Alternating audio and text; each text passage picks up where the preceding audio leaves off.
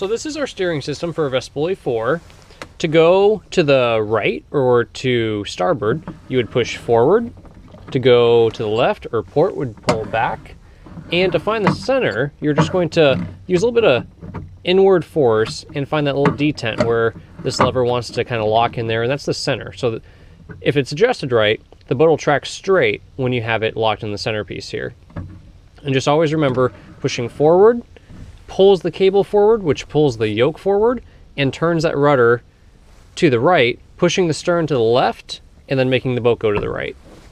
Doing the opposite, pulling this back, pushes the steering cable back, which pushes the yoke back, pushing the rudder to the left, pushing the stern to the right, and the bow will track to the left.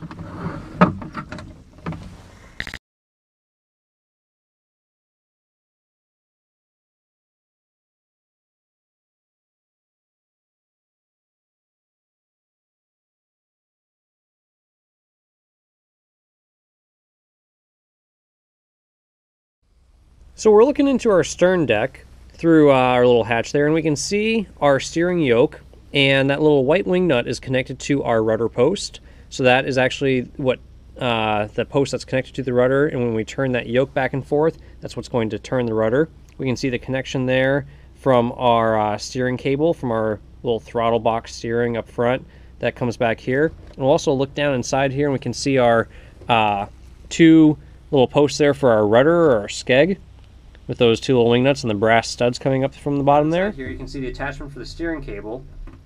And what you see there is basically the outside of the cable, much like the cable on your bicycle, is locked in place, fixed, and then there's a cable inside of that cable, and that's what slides back and forth and actuates your steering there.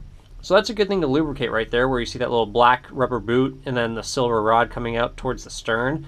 You might want to put some grease or some PB Blaster on that periodically to keep it sliding nice and freely.